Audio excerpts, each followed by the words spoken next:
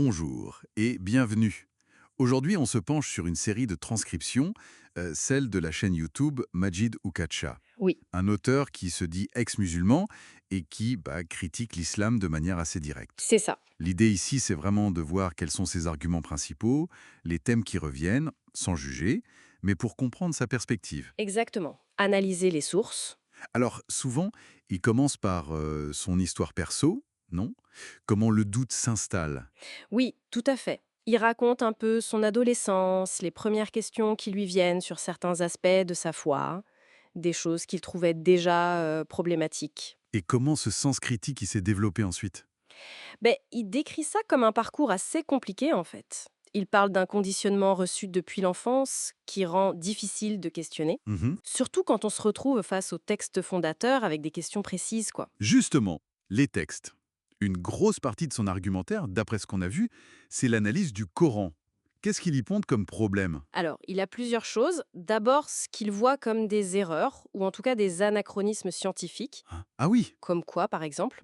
sur la cosmologie, la création de l'univers, certaines descriptions qui, selon lui, collent plutôt avec une vision de Terre plate. D'accord. En embryologie aussi, il conteste les étapes décrites, genre la formation depuis une goutte de sperme.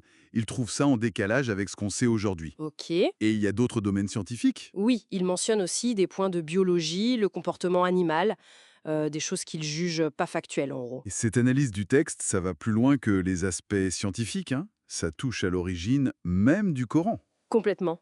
C'est un point vraiment central chez lui. Il suggère que le Coran, ce serait une œuvre humaine, Ah oui, carrément. oui, qui reflète les limites, les préoccupations d'une époque donnée, quoi. Pas une révélation divine hors du temps. Et comment il appuie ça? En soulignant le manque de clarté de certains versets. Il dit que ça oblige à interpréter constamment et parfois de manière contradictoire. Hmm. Il prend l'exemple des versets sur les châtiments corporels. Couper la main du voleur, ce genre de choses? Voilà. Sans préciser quelle main, pour quel montant, ou le verset qui permet de frapper une épouse désobéissante. Il dit que tout ça, ça nécessite beaucoup d'interprétation humaine. D'accord. Et au-delà des textes, est-ce qu'il critique aussi les pratiques religieuses? Oui, oui, les pratiques y passent aussi. Le ramadan, par exemple, et les horaires de prière basés sur le soleil. Oui. Il dit que c'est inapplicable ou absurde dans les régions polaires. Pour lui, ça montre une vision géocentrée, limitée. Ok. Et le pèlerinage à la Mecque, le Hajj? Ah, le Hajj, c'est une cible récurrente. Il critique le coût, les quotas, les problèmes de sécurité qu'on voit souvent. Les bousculades mortelles, C'est oui. ça, les accidents, la pollution aussi. Et puis l'histoire du lieu, marquée par l'esclavage, les attaques. Et comment il interprète tout ça?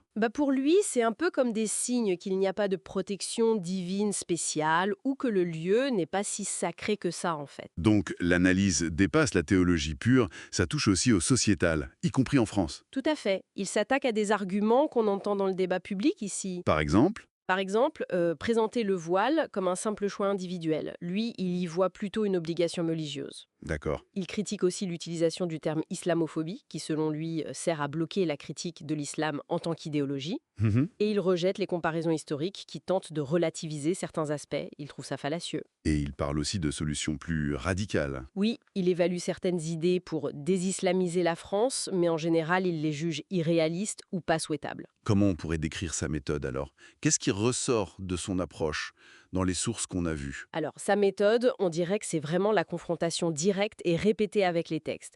Le Coran, mais aussi les hadiths, hein. Oui, les paroles, les actes du prophète. C'est ça. Et puis, il utilise beaucoup d'anecdotes personnelles de sa jeunesse pour illustrer. Et il pose des questions directes aux croyants, c'est ça? Oui, souvent des questions un peu provocatrices, genre citez-moi un miracle scientifique du Coran qui n'était pas connu avant, ou quel pays applique le vrai islam aujourd'hui.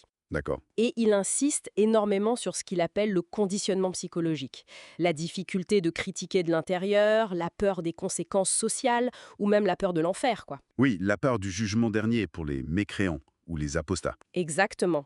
Ceux qui ne croient pas ou qui quittent la religion. Bon, alors si on résume un peu tout ça, qu'est-ce qu'on retient de cette exploration des sources de Majidou Kacha?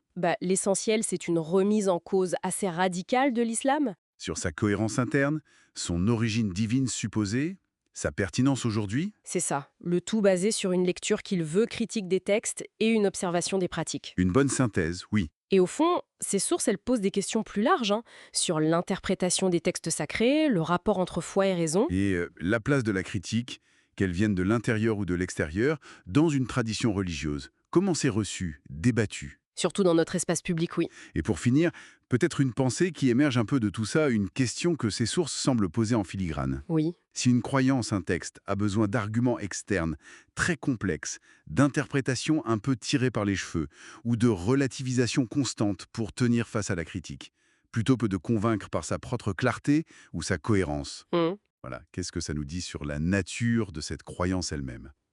C'est une question intéressante, tu. Voilà, une question à laisser mûrir. Merci de nous avoir rejoints pour cette discussion. Merci.